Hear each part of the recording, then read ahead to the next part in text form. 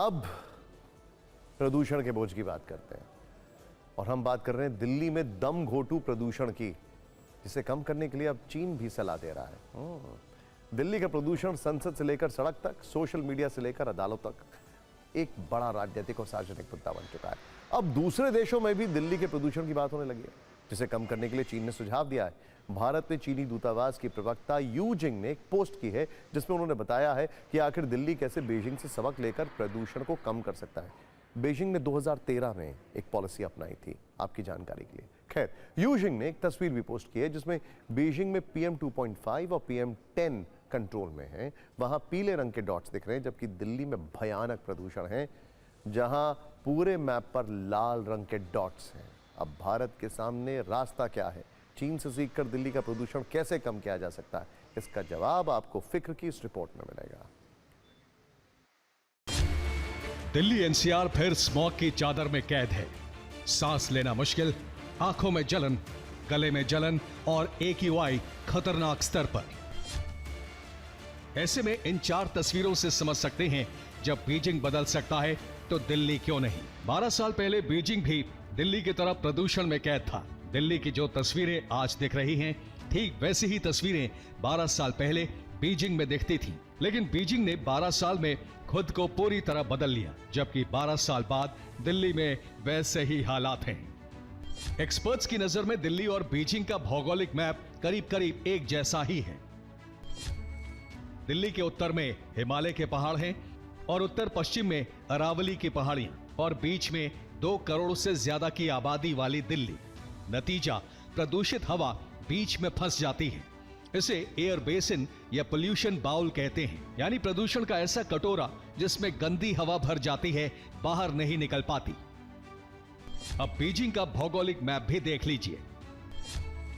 Beijing भी लगभग दिल्ली जैसा ही है। बीजिंग के उत्तर में यानशान के पहाड़ हैं, तो पश्चिम में ताइहांग पर्वत श्रृंखला और बीच में बीजिंग। यानी बीजिंग में हवा अंदर तो आती है, लेकिन बाहर निकलने का रास्ता सीमित है। यही वजह है कि बीजिंग भी 12 साल पहले तक प्रदूषण की भीषण मार झेल रहा था। लेकिन अब चीन ने कहा है कि भारत चाहे तो बीजिंग से सीख लेकर दिल्ली की हवा सुधार सकता है। ऐसे में बीजिंग ने खुद को कैसे बदला, यह भी समझ लीजिए। पुरानी और ज्यादा प्रदूषण वाली गाड़ियों को स्क्रैप किया, 10 लाख पुरानी गाड़ियों को सड़कों से हटा दिया, ऑड इवन और वीकेंड ड्राइविंग जैसे बैन लगाए, मेट्रो और पब्लिक बस ट्रांसपोर्ट को बढ़ावा दिया, 2000 से ज्यादा फैक्ट्रियां बंद कर दी, सबसे बड़ी शुयांग स्टील फैक्ट्री को कहीं और शिफ्ट किया, 9 करोड़ टन स्टील प्रोडक्शन बंद किया, कोयले पर निर्भरता कम की, गैस और रिन्यूएबल एनर्जी की हिस्सेदारी बढ़ाई। आप ये जानकर चौंक जाएंगे कि साल 2013 में बीजिंग से फैक्ट्रियां हटाने पर चीन को $15 बिलियन का नुकसान हुआ और 80,000 लोगों को नौकरी से हाथ धोना पड़ा।